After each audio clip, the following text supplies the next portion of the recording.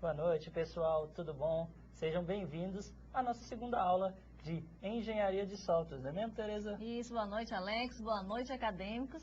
Esperamos aí com essa aula de número 2 acrescentar bastante no currículo de vocês. Certo, pessoal. Mas, assim como nas nossas aulas, como é de conhecimento de vocês, nós vamos iniciar a nossa aula de hoje retomando o assunto. Então vamos relembrar um pouquinho do que a gente viu? Acompanhe no slide. Na aula passada, nós comentamos sobre o surgimento e o propósito da engenharia de software, da disciplina de engenharia de software. Se vocês lembram de todo o processo, relembrando, claro, de todo o processo, nós comentamos sobre a crise do software, onde, em meados da década de 60, todo o processo, todas as pesquisas eram listadas, vamos dizer assim, eram focadas no hardware. Então, as pessoas se preocupavam muito pouco com o processo de desenvolvimento. Então, passaram a surgir softwares sem qualidade, fora do prazo, para atender uma gama muito grande de atividades. Então, esses softwares vamos dizer assim, não tinham qualidade para atender a demanda. Assim, com isso, foi cunhado o termo de a crise do software devido a todos esses problemas que nós citamos, que nós conhecemos na nossa aula passada.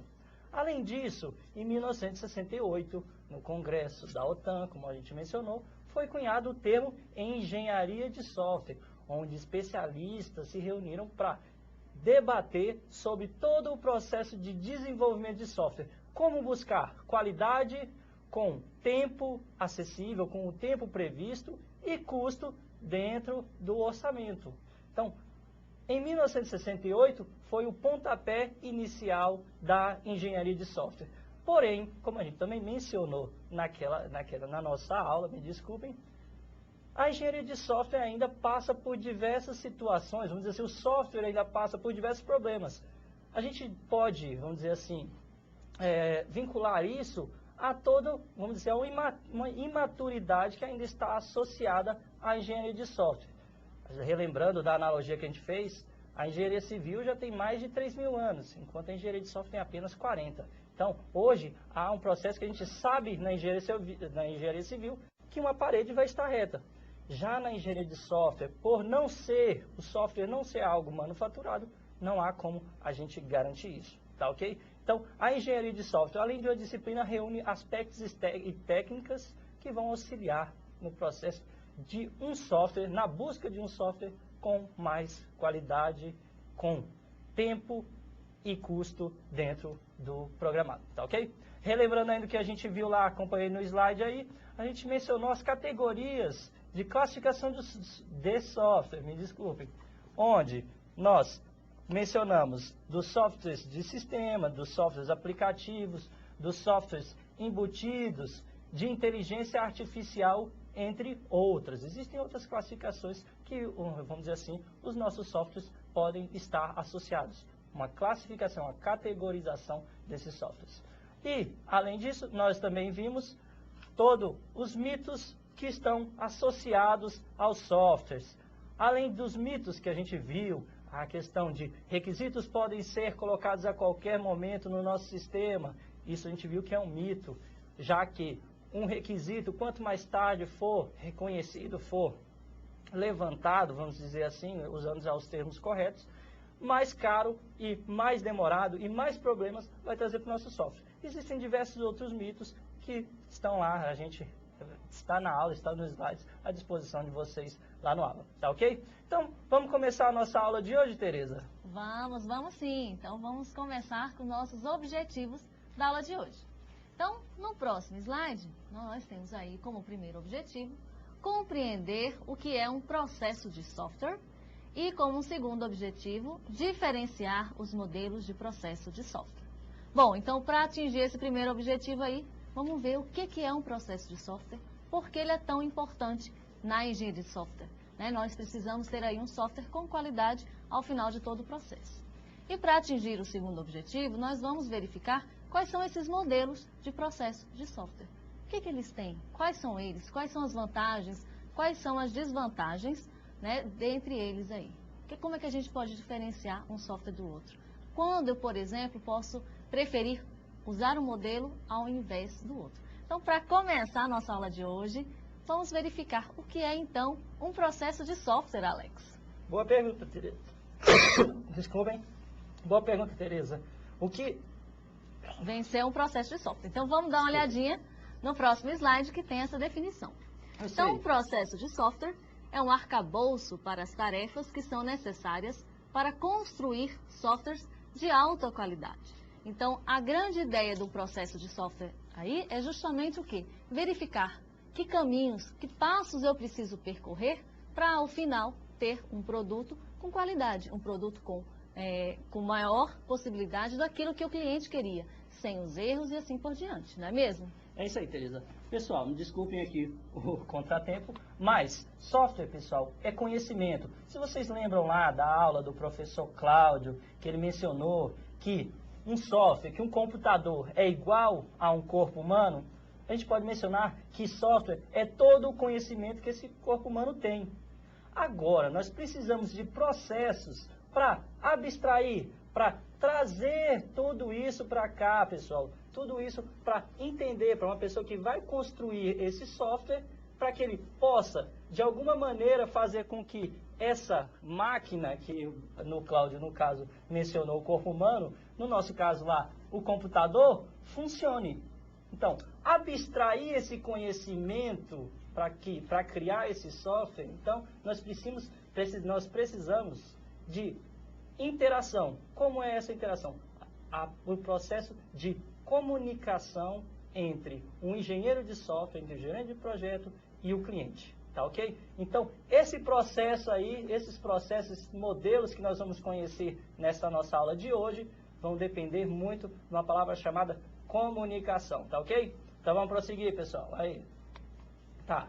Então, os modelos de processo de software, no nosso caso, existem diversos modelos que estão disponíveis e que possuem técnicas, possuem fases associadas a cada um deles, tá ok? Aqui na aula nós vamos conhecer diversos, mas o que importa saber realmente é que nós, ou no caso vocês aí também, que estão do outro lado, não existe um modelo de processos perfeito.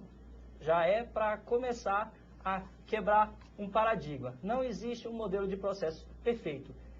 Ele vai ter que estar adequado à situação, à natureza do seu problema. Então, ele vai ser um processo evolutivo interativo. Evolutivo porque a cada passo que você estiver construindo, você vai ter que criar, vai ter que evoluir com novos componentes, vamos dizer assim, com novas situações no seu software para atingir o que foi pedido pelo seu cliente. Como que ele pediu? Através da interação, através da comunicação.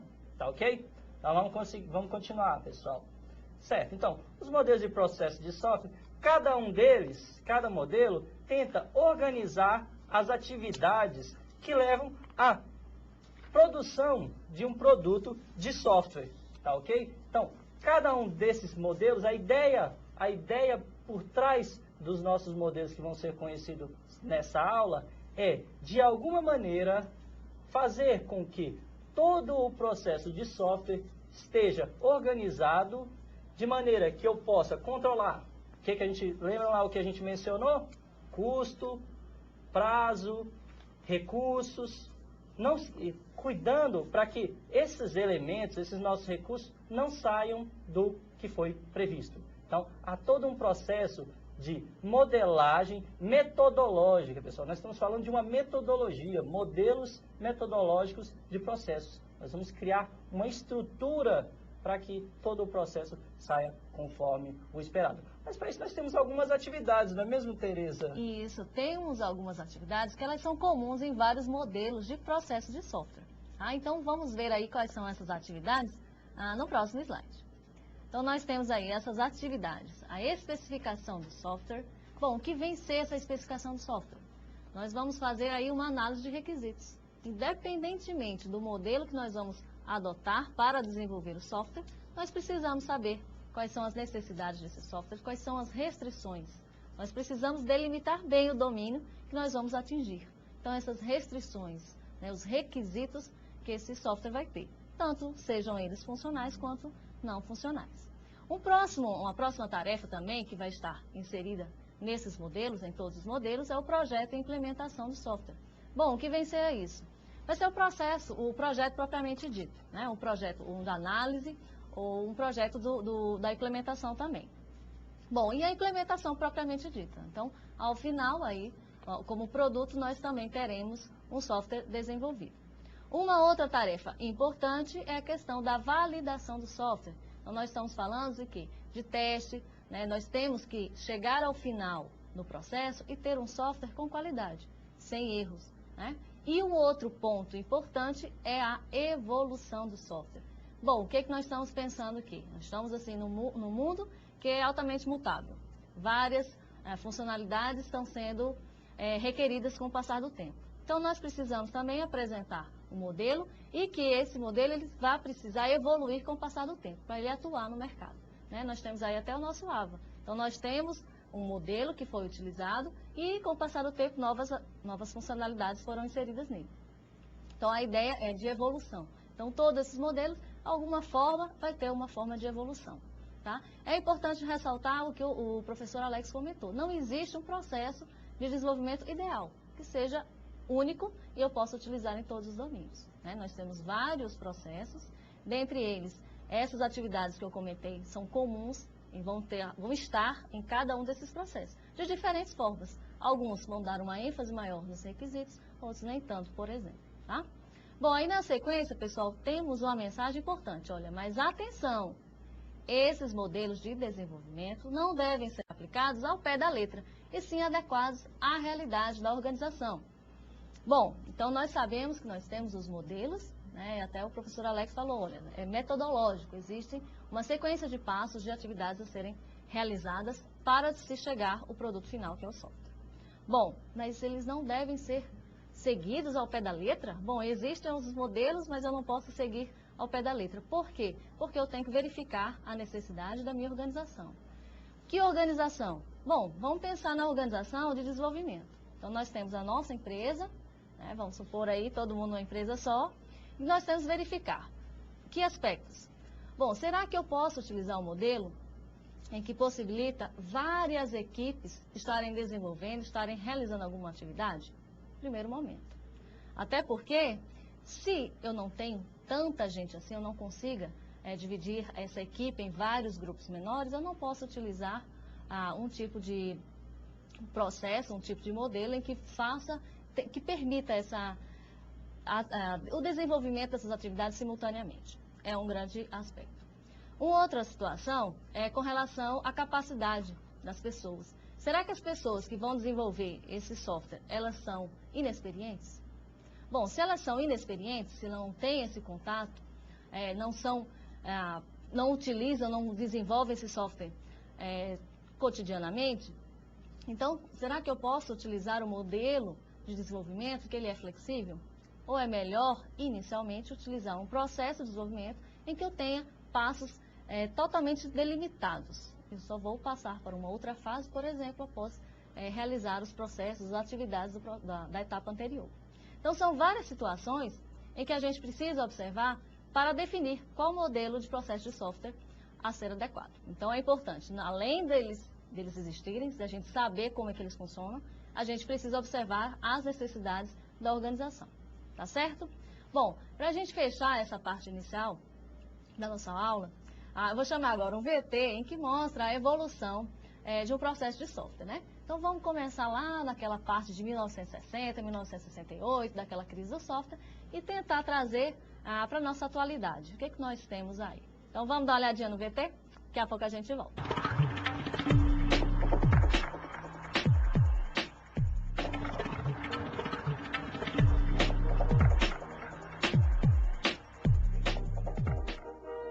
Logo após a crise do software, os desenvolvedores estavam em busca de metodologias adequadas para desenvolver softwares eficazes e com qualidade.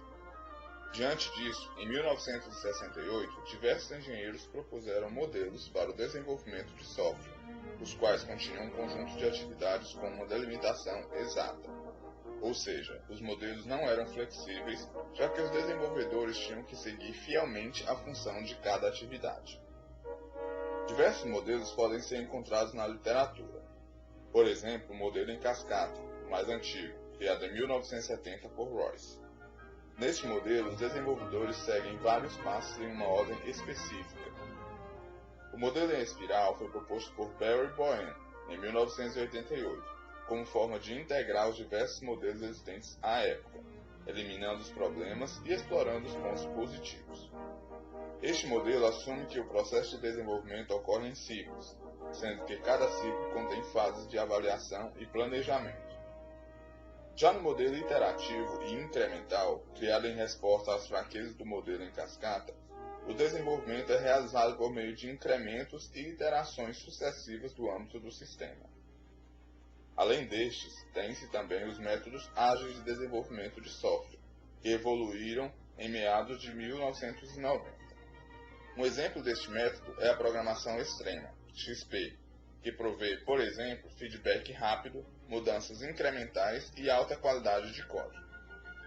Porém, independentemente do modelo adotado, um processo de desenvolvimento de software compreende todas as atividades necessárias para definir, desenvolver, testar e manter um produto de software. Lembre-se, produzir software é uma atividade essencialmente complexa porque se torna independente de leis físicas, restrições de materiais e processos de manufatura. Portanto, escolher um modelo é como escolher um computador. Você precisa saber exatamente quais são as suas necessidades e depois usar as acessões para a escolha do modelo.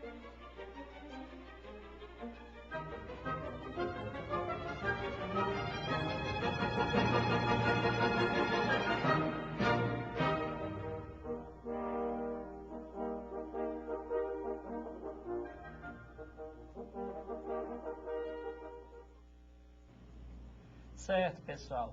Depois do vídeo aí, onde nós comentamos os nossos processos, os nossos modelos de desenvolvimento de software, nós vamos agora retomar a nossa aula, não é mesmo, Sim, Tereza? vamos lá. Então vamos conversar sobre cada um desses processos, quais podem compor o seu software, qual a melhor aplicação, qual a melhor fase que pode ser estabelecida para que os softwares obtenham um sucesso, tá ok?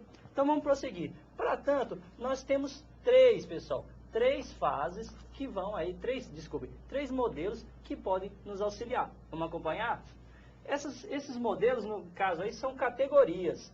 A primeira categoria aí, onde a gente poderia enquadrar desses modelos de processo de software, é a em cascata, tá ok? A segunda, o desenvolvimento evolucionário e o terceiro, baseado em componentes. O cascata considera as diversidades mais fundamentais, as fases fundamentais que podem compor, que podem fazer parte de um software. Então, ele foi o primeiro modelo proposto, como vocês viram lá no nosso videozinho, tá ok?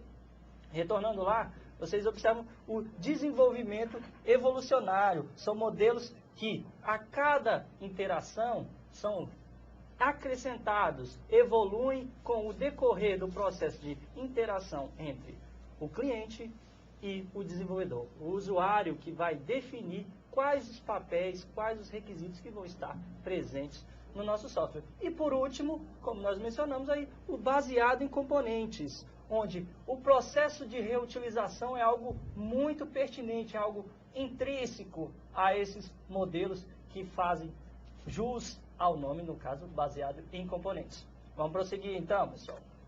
Tá, a gente mencionou do nosso modelo em cascata. Ele é o mais antigo, é o mais usual, é uma abordagem gradual e possui uma sequência de passos que devem ser obedecidas metodologicamente. Vocês lembram da palavra?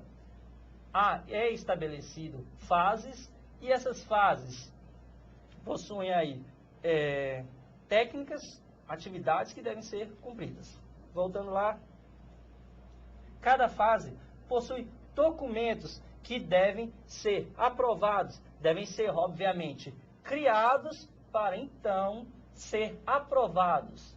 Esses documentos vão variar muito. Vocês vão conhecer para frente aí que existem desde os diagramas até documentos textuais mesmo, onde as pessoas, através de técnicas que nós também vamos conhecer no decorrer da nossa disciplina, são escribas, no caso vão digitar todo o processo de software, desde o seu esboço inicial até, por exemplo, o manual do nosso cliente, onde ele vai saber o que cada uma das tarefas, cada uma das funcionalidades que compõem o nosso sistema vai fazer, ok? Então, não só nesse modelo de cascata, há um processo de documentação associado ao nosso modelo de processo de software, ok?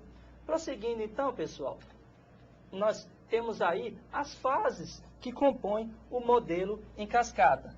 A primeira aí é a definição de requisitos, onde vai ser estabelecido todo o padrão, o que vai estar dentro do nosso software. Esse processo, como a gente já mencionou, como a gente citou, requer a comunicação estreita entre o usuário final, ou o cliente, e o desenvolvedor, e o engenheiro de software, vamos chamar assim. Ok? Para a próxima fase, então, pessoal, aí, se vocês lembram, consiste no projeto de sistema e software, onde vai ser definido todo o modelo de software da aplicação, onde vai ser definidos, por exemplo, os diagramas que nós vamos conhecer na nossa próxima disciplina de engenharia, não nessa, mas nós vamos conhecer diagramas que vão fazer parte desse projeto que vai o quê? Que vai nortear o trabalho de vocês. Então, viram a primeira fase? A gente pode imaginar aí um caso de uso. Vocês chegando na sala do cliente de vocês para desenvolver um software como bons analistas de sistema.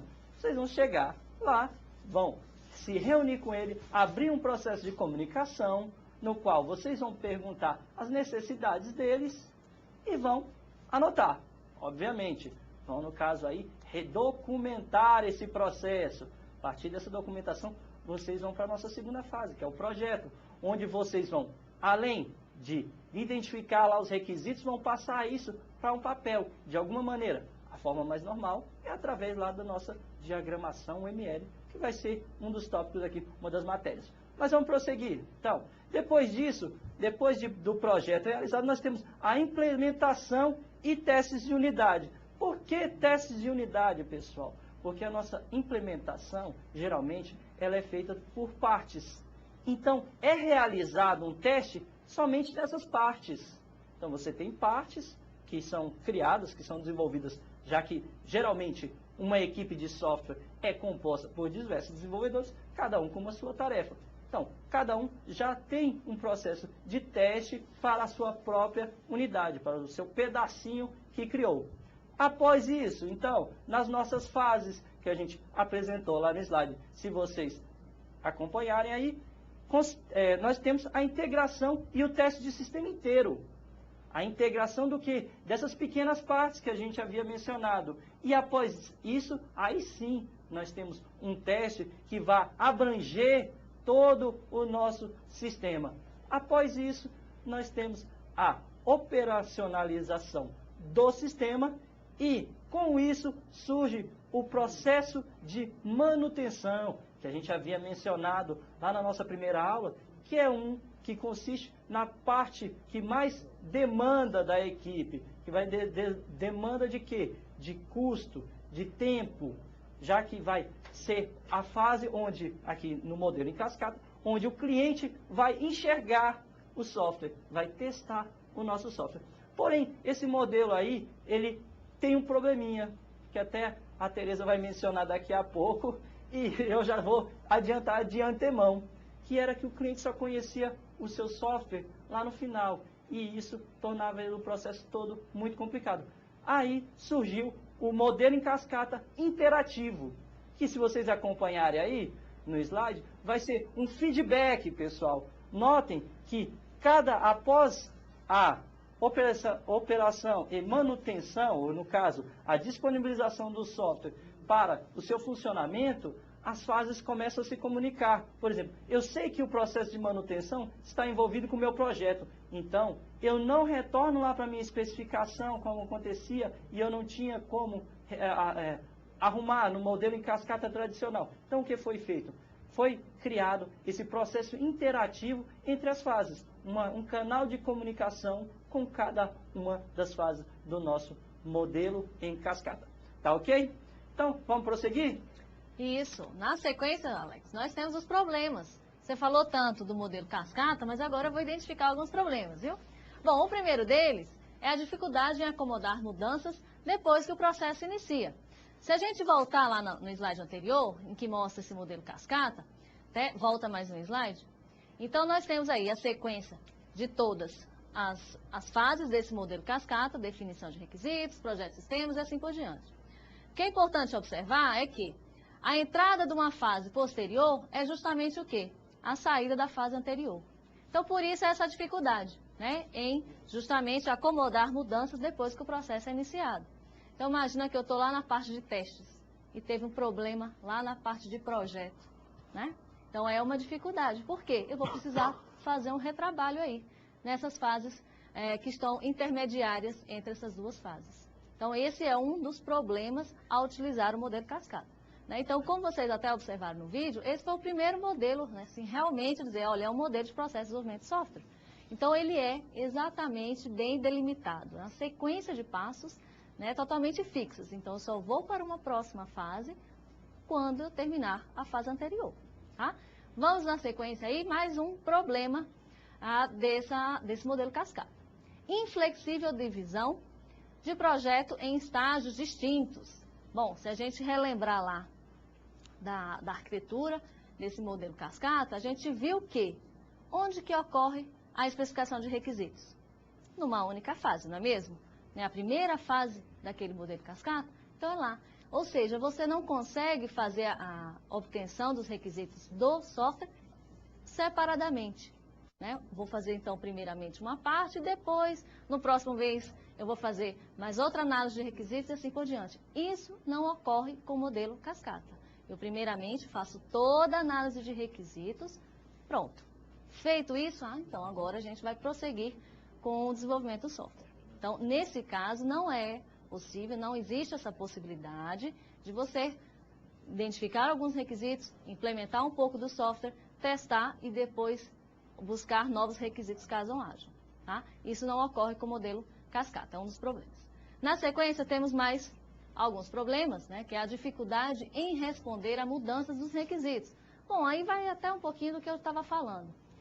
É difícil porque eu posso estar identificando um novo requisito, seja ele uma modificação de um requisito que eu já havia identificado, ou até mesmo outros requisitos que eu não havia mencionado, não tinha identificado, seja por meio de entrevista, né, ou uma comunicação com o nosso cliente.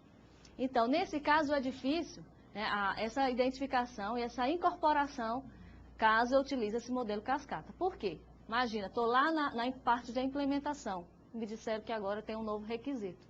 Além do sacar, por exemplo, agora vai ter que ter o transferir de uma conta. Então, se isso não foi planejado anteriormente, eu não fiz um projeto, né, especificando, identificando que teria esse novo requisito. Então, isso também é um processo, é um problema, né, melhor dizendo, ao utilizar o modelo cascata. Adicionar, né, incorporar novos requisitos, uma vez que esse processo já se começou. Imagina, eu estou lá na parte de manutenção e tem um requisito novo. Temos mais um também, que é o produto. É conhecido no final do processo, que o professor Alex até já adiantou. Bom, mas é um problema justamente por isso. Imagina, você chega lá com o software prontinho, 4 meses depois, olha, cliente, então está aqui o que você me pediu. E o cliente pode dizer assim, não era isso que eu queria. Imagina, 4 meses de trabalho, né, de uma equipe, isso gera custos e muitos altos, né? Então, é difícil nesse sentido. É um problema, porque você pode identificar o que a empresa errou. Como que ela fez um projeto e está errado, né? Isso gera bastante custos. Bom, aí saindo um pouco agora dessa parte do modelo cascata, vamos ver como que funciona a questão do desenvolvimento evolutivo. Então, a gente vai para o próximo slide, que fala sobre isso.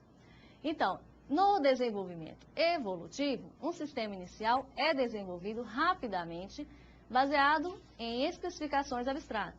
Então, quando surgiu essa ideia de modelo evolutivo, e aí a gente vem lá da evolução do Darwin mesmo, de que Olha, vamos começar com especificações abstratas, com objetivos gerais, e a partir daí a gente sabe que ele vai evoluir o teu sistema.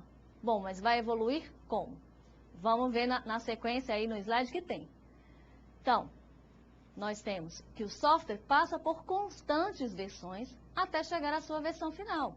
Então, a ideia do evolutivo é justamente essa. Vou ter um conjunto aí, uma série de versões, e a cada versão nova eu vou ter cada vez mais completo o meu software. Com novas funcionalidades, eu posso estar corrigindo alguns erros identificados anteriormente. Então, eu vou ter uma série de versões. Mas aí me diz uma coisa, quantas versões? 5, 10? Então, é difícil mensurar o número de versões. Mas até porque eu posso ter um de pequeno, médio e grande porte, né, de um sistema. Tá? Mas geralmente, quando a gente até fala de repetição, né, e de versões, um número entre 3 e 4 é um de médio porte e que você vai entregando. Mas claro que isso vai de acordo com a necessidade. Tá? Nós não podemos colocar assim, um grande número de versões, até porque isso vai ficar um processo cansativo. Né? Será que de uma versão para outra existe uma diferença significativa ou não? Então, isso com o passar do tempo, né, com a experiência de vocês, vocês vão conseguir justamente identificar a quantidade exata dessas versões. Né? Vamos até ver, porque a cada versão, se o cliente adiciona mais características, isso consequentemente vai aumentar o número de versões. Né? Uma coisa vai implicar na outra. Temos mais um ponto aí no slide, aqui o engenheiro se mantém mais próximo do usuário. Bom, com certeza. Se a cada versão você se comunica com o cliente, identifica alguns erros e verifica novas funcionalidades, com certeza, se usar o desenvolvimento evolutivo, o engenheiro vai estar bem mais próximo do cliente se comparado ao modelo cascata. Isso não tem a menor dúvida. Tá? Vamos dar uma olhadinha aí no próximo slide, em que mostra justamente essa arquitetura quando se utiliza esse desenvolvimento evolutivo. Então, nós temos aí uma descrição do esboço, né, do problema propriamente dito, e nós temos 3 grandes passos, que são a especificação, desenvolvimento e validação. Então, vocês vão observar que isso vai começar a se repetir, né, quando a gente trabalha com esses modelos aí de desenvolvimento. Bom, na especificação, eu vou olhar o quê? Quais são os requisitos desse meu novo sistema? Qual que é o diferencial ao usar esse modelo evolutivo? Vamos dar uma olhada aí no vídeo. Justamente essa, a versão inicial. Então, por exemplo, eu tenho uma especificação, eu vou gerar uma versão inicial, tá? Vamos pensar, o meu software tem diversas unidades, eu consigo fazer essa divisão. Então, inicialmente, para a unidade 1 do software, ele faz uma especificação e gera uma versão inicial. Tá? Posteriormente, eu posso estar fazendo uma especificação de requisitos de uma outra unidade e também gerar uma versão inicial. Mas, paralelamente, eu posso já estar no desenvolvimento e encontrando versões intermediárias da unidade anterior. Por isso que a gente apresenta aqui, ó, atividades simultâneas. É justamente por isso. Porque várias unidades do desenvolvimento do software podem estar ocorrendo ao mesmo tempo. Então, eu tenho atividades simultâneas e elas podem estar em diferentes estágios. Algumas unidades do software podem estar em especificação, né, sendo traduzidas para a versão inicial, outras na parte do desenvolvimento, com versões intermediárias, e por fim a validação, né, a eliminação de erros, e chegando ao fim dessa versão final. Então, o grande diferencial aí é justamente isso. Eu tenho várias versões e as unidades do software podem estar sendo desenvolvidas ao mesmo tempo, tá bom? Então, vamos ver o que a gente tem aí na sequência. Certo, Tereza. Agora eu vou fazer a mesma coisa que você. Eu vou apresentar os problemas que podem estar associados ao desenvolvimento de software utilizando aí o modelo evolucionário, tá ok? Então, vamos acompanhar que problemas podem surgir no modelo evolucionário. Vamos lá, vamos acompanhar, pessoal.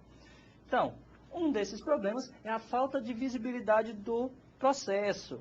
As fases podem estar tão interligadas, tão bem acopladas, que fica difícil distinguir essas fases que a Tereza mencionou. Então, é um dos problemas que podem estar associados a esse modelo. Próximo aí, acompanhe que outro problema pode ser a falta de habilidades, no caso, é necessário habilidades especiais para se acompanhar todo esse processo, para o controle e definição, por exemplo, a Teresa citou, de quantas versões eu vou disponibilizar para o meu cliente. Quando eu inicio uma fase e quando eu termino essa fase. Se vocês lembram, o primeiro problema era a definição, enxergar essas fases. Como é que eu vou enxergar todo esse processo? Para isso, surgiu outro modelo de processo, pessoal, que consiste no baseado em componentes. Vamos acompanhar, então, no que será esse processo, esse modelo baseado em componentes. Consiste em componentes reusáveis, reutilizáveis. Enfoca a integração desses componentes em vez de desenvolvê-los a partir do zero novamente. E isso tem ganho força, tem sido cada vez mais utilizado. Mas qual é um problema aí já desse modelo de processo baseado em reutilização de componentes? Você precisa ter o componente. Então, quanto mais você tiver componentes para reutilizar, melhor. Você não vai reinventar a roda, obviamente. Então, é aí que surge a ideia dos frameworks, pessoal. Vocês vão ouvir essa palavra muito no Java, no conceito lá de programação utilizando Java, mas esses frameworks vão possibilitar que vocês associem, criem a sua própria biblioteca, tenham a sua própria biblioteca. Desenvolver? Pode ser que sim, pode ser que vocês tenham que desenvolver a sua própria biblioteca, mas também existem diversas que podem ser acopladas ao seu software e com isso vocês ganham o quê? Tempo, custo, recursos, economia de recursos no seu desenvolvimento de software. Vocês notaram o porquê dessa metodologia baseada em componentes está, vamos dizer assim, se alastrando? Existe toda uma, vamos dizer assim, componentes, toda uma facilidade que está envolvida nesse processo, nesse modelo de desenvolvimento de software. Então, vamos prosseguir, vamos acompanhar aí a nossa estrutura, como a Teresa mencionou, do modelo baseado em componentes. A primeira fase consiste na especificação de requisitos, da mesma maneira como nós citamos lá no modelo em cascata e a Teresa citou no modelo evolucionário. A segunda fase consiste aí na análise de componentes que vão satisfazer as necessidades do seu software, do software que você está desenvolvendo. Então, se você tem uma biblioteca de software, você vai analisar qual vai se adequar melhor aos requisitos, a solucionar os problemas do software, para desenvolver o software. A nossa terceira fase aí é a modificação dos requisitos para adequá-los, obviamente, a cada um dos requisitos que vai ser atendido. Cada uma das funcionalidades que devem o quê? Que devem compor o nosso sistema. Após essa modificação, se vocês observarem lá no nosso slide, após essa modificação, a gente vai ter aí o projeto de sistema, ou seja, a ideia geral do nosso sistema, com os componentes que vão ser reutilizados. Olha a palavrinha reuso aí. Então, nós vamos ter a ideia central, o nosso software praticamente já bem encaminhado. Ok? Isso tudo a partir de um processo de reutilização de componentes. E lá, chegando às nossas duas últimas fases, é o desenvolvimento e integração de componentes que não existem, vamos desenvolver, integrá-los, todos os componentes, para chegarmos à validação do nosso sistema. Se aquele sistema está adequado ao que foi projetado. Então, se vocês verem, a Teresa mencionou que, no início lá da nossa aula, que existem atividades comuns em todos os processos. Se a gente pegar do modelo cascata, modelo evolucionário que a Teresa mencionou, e agora o nosso baseado em componentes, nós vamos ver que existem essas fases comuns, essas atividades que são comuns ao nosso processo, ao nosso modelo de processo de desenvolvimento. Então, vamos prosseguir? Vamos acompanhar aí o que a gente tem.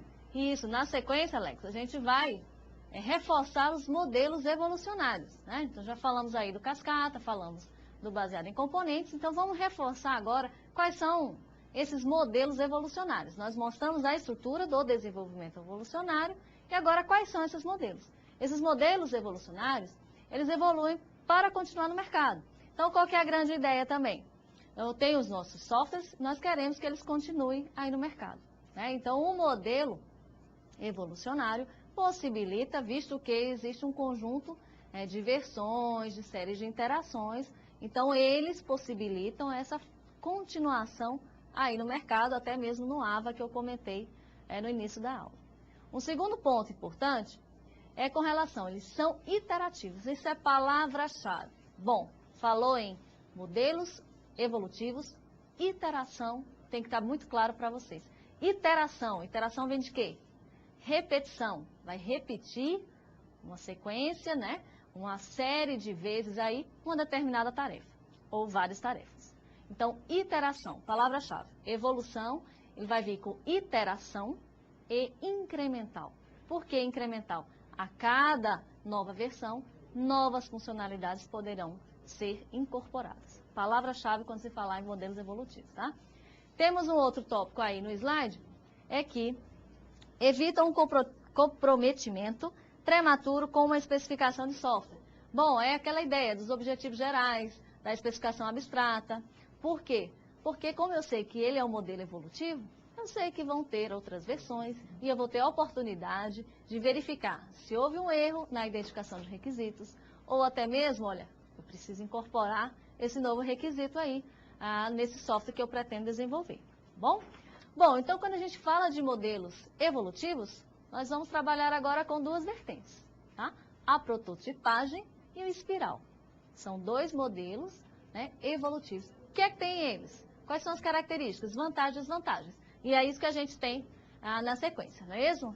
É isso aí, Tereza. Então, você mencionou aí que para os modelos evolucionários nós temos a prototipagem e o modelo em espiral. Então, vamos conhecer cada um desses aí, o que eles têm para a gente. Então, a prototipagem consiste, obviamente, o nome já diz tudo, na construção de protótipos, onde a cada interação com, vamos dizer assim, o cliente, protótipos são ajustados de acordo com o objetivo. Qual é o objetivo por trás da prototipação? É garantir com que o que foi solicitado seja entregue. E qual a melhor forma disso que não o olho do dono, né? Vamos dizer assim, é o olho do dono que engorda o boi. A mesma coisa que poderia dizer aqui do modelo modelo evolucionário por prototipagem, onde o dono vai estar participando constantemente desse processo através de quê?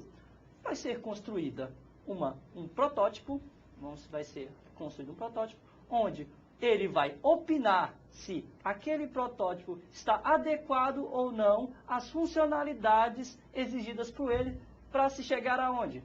Ao objetivo, que é o software funcionando. Ok? Então, vamos continuar. Vamos falar mais aí da prototipação. Essa prototipagem, ela permite que o desenvolvedor entenda as reais necessidades do cliente. Se aquilo que você está criando, vocês lembram lá do nosso modelo em cascata que a gente mencionou?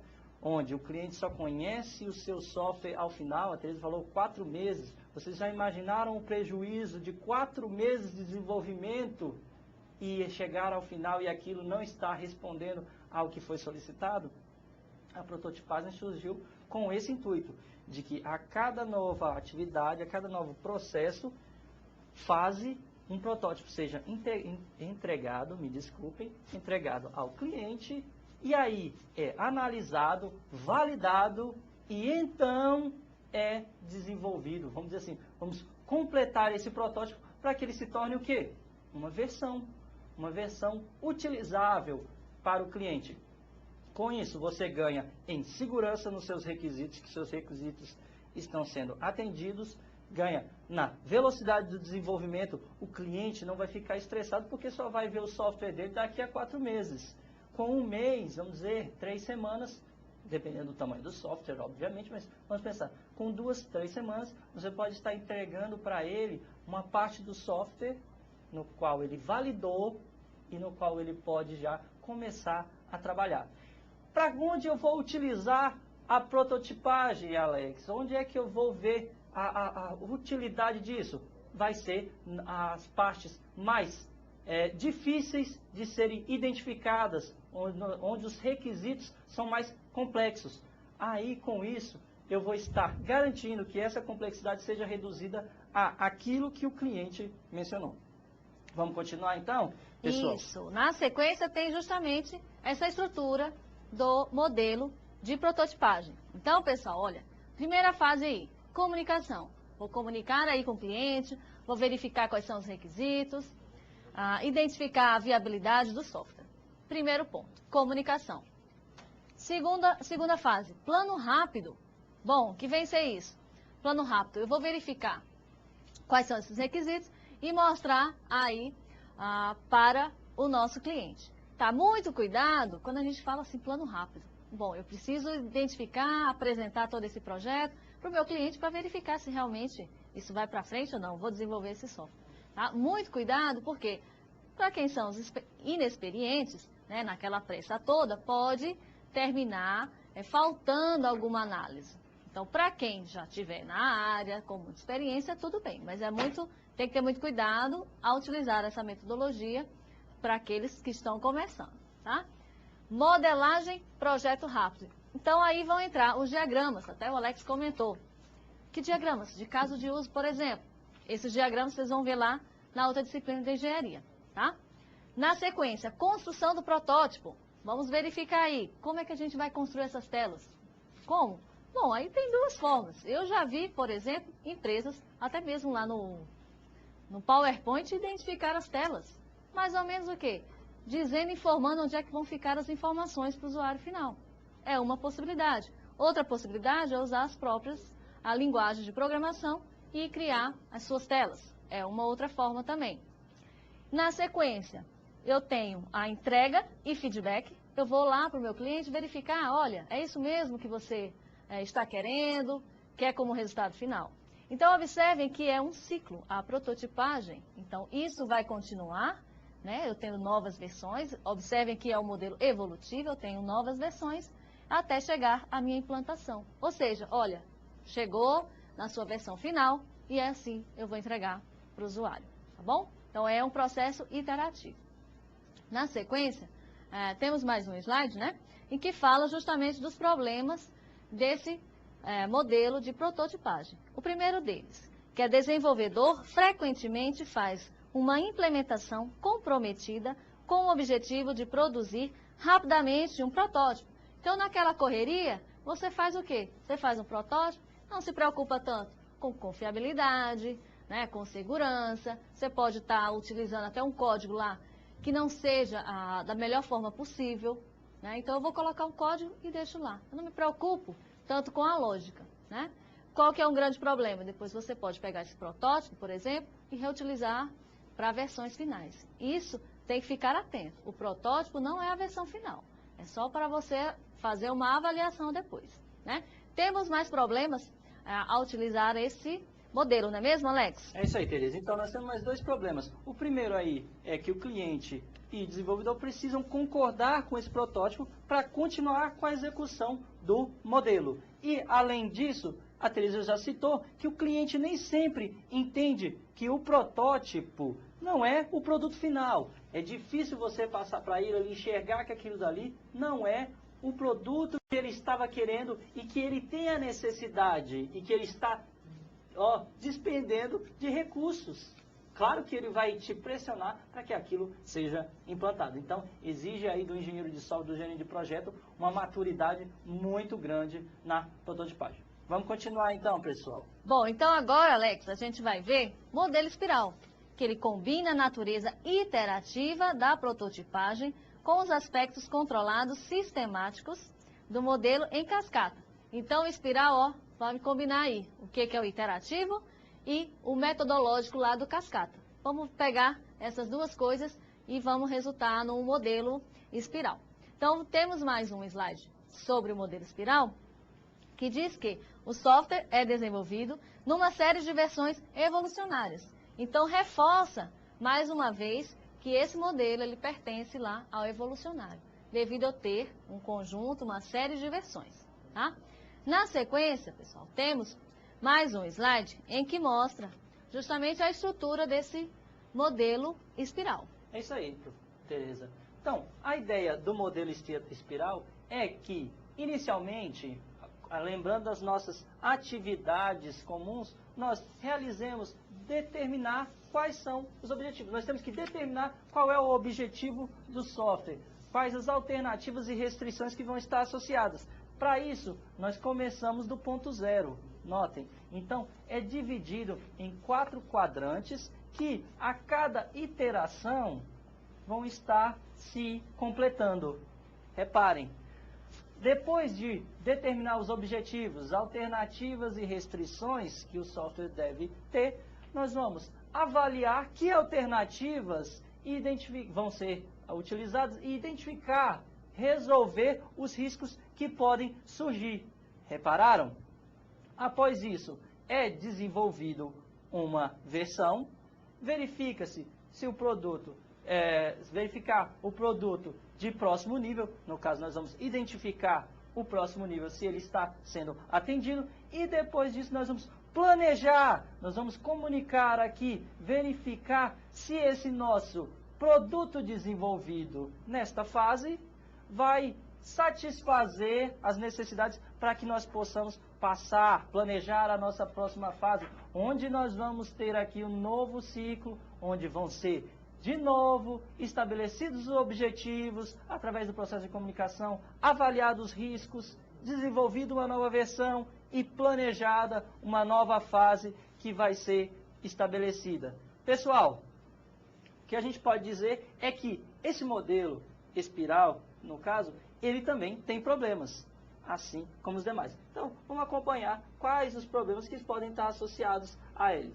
Aí, um dos problemas é que não há fases fixas, pré-definidas. Vocês viram que nós comentamos que há diversos elementos, diversas atividades que devem ser, em algum momento, atendidas, mas não há fases fixas, tá ok? Outro problema, se vocês acompanharem aí, é que exige competência na avaliação dos riscos, para se saber se aquela versão é adequada ou não para ser entregue ao nosso cliente, tá ok? Então vamos prosseguir? Isso, Alex. Na sequência, temos o processo unificado. Esse processo é uma tentativa de apoiar-se nos melhores recursos e características dos modelos convencionais do processo de software. Bom, esse processo unificado, ele é bem espertinho, viu? O que ele fez? Ele pegou o que tinha de melhor de modelo convencional.